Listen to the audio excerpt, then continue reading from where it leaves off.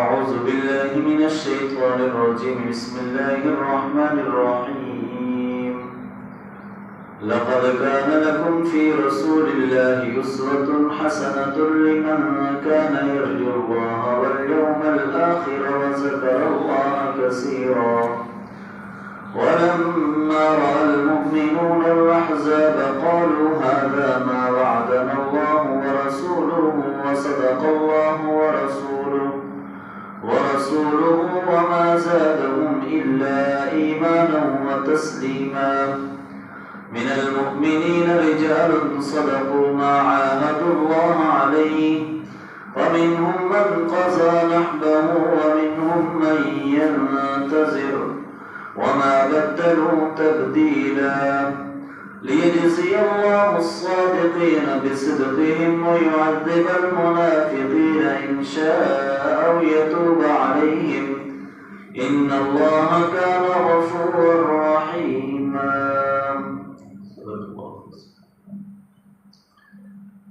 لقد كان لكم في رسول الله أسوة حسنة اور تحقیق تمہارے لیے نبی صلی اللہ علیہ وسلم کی زندگی بہترین نمونہ ہے.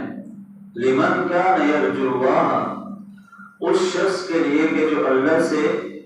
والیوم الآخر اللہ سے اور آخرت کے دن سے ملاقات پر امید رکھتا ہے. وذکر اللہ کثیرا اور اللہ کا ذکر بہت کثرت کے ساتھ کرتا ہے. یہاں پر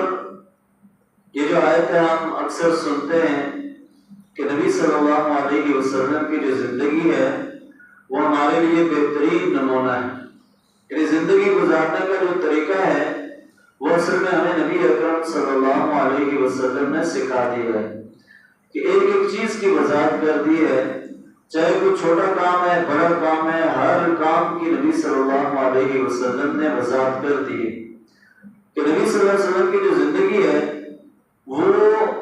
عبادات کے اندر بھی دوسرے اعمال کے اندر بھی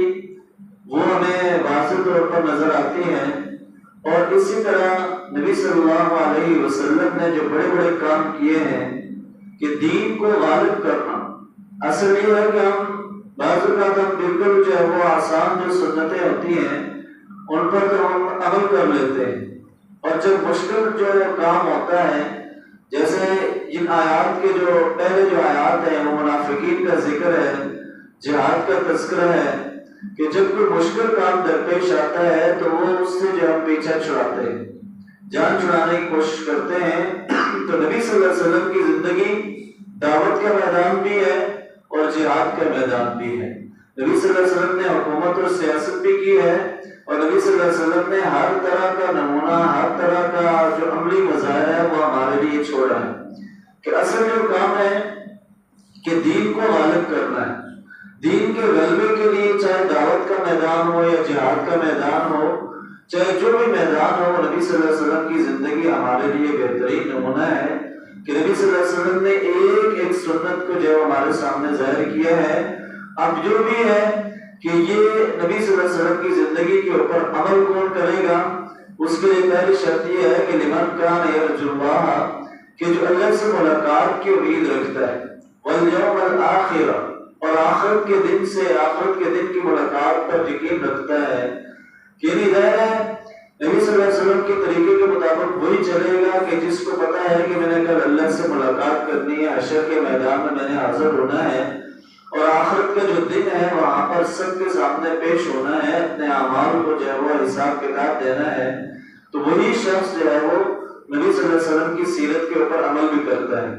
اور اس طرح فرمایا کہ وذکر اللہ کثیرا اور اللہ کا ذکر وہ کثرت کے ساتھ کرتا ہے. تو یہ تین شرائط ہیں کہ جو شخص اللہ پر اور آخرت کے دن پر ملاقات کی یقین رکھتا ہے امید رکھتا ہے اور اللہ کا ذکر کثرت کے ساتھ کرتا ہے تو وہی حقیقی معنوں میں نبی صلی اللہ علیہ وسلم کی زندگی کو اسوہ سمجھ کر ان کی زندگی کو عملی نمونہ سمجھ کر ان کی زندگی کے مطابق جو ہے وہ چلنے کی کوشش کرتا ہے. وَلَمَّا رَأَى الْمُؤْمِنُونَ الْأَحْزَابَ اور جب اہل ایمان نے لشکروں کو دیکھا قَالُوا هَذَا مَا وَعَدَنَا اللَّهُ وَرَسُولُهُ کہا کہ یہ ہے جو اللہ اور اس کے رسول نے ہم سے وعدہ کیا تھا. وَصَدَقَ اللَّهُ وَرَسُولُهُ اور اللہ اور اس کے رسول نے اپنا وعدہ سچ کر دکھایا۔ وما زادهم الا ایمانا وتسلیما، اور لشکروں کو دیکھنے کے بعد ان کے ایمان میں اور فرمانبرداری میں اور اضافہ ہوا۔ اب یہ پہلے نبی صلی اللہ علیہ وسلم کا تذکرہ ہے، تو اس کے بعد ان کے صحابہ کا تذکرہ کیا گیا کہ صحابہ کرام جو نبی صلی اللہ علیہ وسلم کی اختیار کردہ جماعت تھی، وہ جو ہے وہ کیسے عمل کرتے تھے۔ اس کے مقابلے میں جو منافقین تھے، انہوں نے کہا کہ یہ اللہ اور اس کے رسول کا وعدہ جو ہے وہ کچھ نہیں ہے، یہ محض دھوکہ ہے۔ لیکن اہل ایمان نے کہا کہ اللہ اور اس کے رسول کا جو وعدہ ہے وہ حقیقی معنوں میں سچ ہوگی، کہ جب انہوں نے لشکروں کو دیکھا، جب انہوں نے دیکھا کہ کفار سارے آگے ہیں، تو انہوں نے کہا کہ جو اللہ اور اس کے رسول نے وعدہ کیا تھا ہم سے، وہ اس وعدے کو سچ کر دکھایا ہے، اور اس کی وجہ سے ان کے ایمان کے اندر اور ان کی فرمانبرداری کے اندر اور اضافہ ہوا۔ من المؤمنین رجال صدقوا، اہل ایمان میں سے کچھ ایسے لوگ ہیں کہ جنہوں نے اپنے وعدے کو سچ کر دکھایا، ما عہد اللہ علیہ، جو انہوں نے اللہ سے وعدہ کیا تھا، فمنہم من قضى نحبه ومنہم من ينتظر،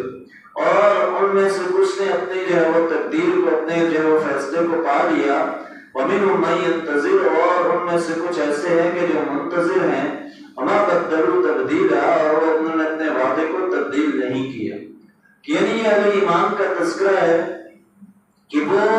کچھ ایسے ہیں کہ جنہوں نے غزوہ بدر میں، غزوہ احد میں اپنی جان کا نذرانہ پیش کر کے جو اللہ سے وعدہ کیا تھا، اس وعدے کو پورا کر دیا، لیکن جو وہاں پر جن کو شہادت نہیں ملی، آج بھی وہ شہادت کے جذبے سے تڑپ رہے ہیں، اور وہ آج اپنے اس وعدے کے، یعنی غزوہ احزاب کے موقع پر، اس موقع پر اپنے جب وہ اس جذبے کے ساتھ جو وہ شریک ہوئے کہ اللہ کے راستے میں ہمیں شہادت مل جائے، تو گویا جو اپنے وعدے سے، اپنی بات سے جو پیچھے نہیں ہٹے، بلکہ وہ شہادت کی تمنا لیے آج میدان جنگ کے اندر حاضر ہیں کہ یا تو کامیابی ملے گی اور یا تو جو ہے اللہ کے راستے میں شہادت مل جائے گی۔ لیجزی اللہ الصادقین بصدقہم، تاکہ اللہ بدلہ دے سچے لوگوں کو ان کی سچائی کا، وَيُعَذِّبَ الْمُنَافِقِينَ إِنْ شَاءَ أَوْ يَتُوبَ عَلَيْهِمْ، اور عذاب دے منافقین کو اگر وہ چاہے یا تو توبہ قبول کرے ان کی۔ ان اللہ کان غفور الرحیم، بے شک اللہ تعالی معاف کرنے والا اور رحم کرنے والا ہے۔ کہ اللہ تعالیٰ جو لوگ سچ بولتے ہیں، جو اپنے باتوں کو پورا کرتے ہیں، سچ دکھاتے ہیں، تو اللہ تعالیٰ ان لوگوں کو دنیا کے اندر بھی بدلہ دے گا اور آخرت کے اندر بھی۔ اور جو لوگ منافقین ہیں تو وہ ان کو دنیا کے اندر بھی ذلت و رسوائی، آخرت کے اندر بھی عذاب ہے۔ یا یہ ہے کہ اگر اللہ ان کو توبہ کا موقع دے دے، وہ ان باتوں سے باز آ جائیں، تو وہ الگ بات ہے کہ ان اللہ کان غفور الرحیم، کہ بے شک اللہ تعالیٰ معاف کرنے والا بھی اور رحم کرنے والا ہے۔ ان آیات کے اندر جو ہمارے لیے پیغام ہے کہ نبی صلی اللہ علیہ وسلم کی زندگی کے مطابق چلنا، ان کی زندگی کے مطابق تمام راستہ اختیار کرنا، یہی اہل ایمان کے لیے کامیابی کی علامت ہے۔ جو ان کا راستہ اختیار کرے گا،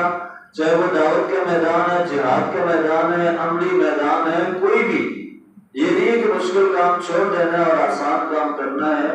بلکہ ہر میدان کے اندر نبی صلی اللہ علیہ وسلم نے جیسے جو اپنی سنت دکھائی ہے، سیرت دکھائی ہے، اسی طرح ہم چلیں گے تو تب جا کر ہمارے لیے بھی کامیابی کی جو ہے وہ ضمانت ہوگی۔ اللہ تعالیٰ ہمیں عمل کی توفیق عطا فرمائے۔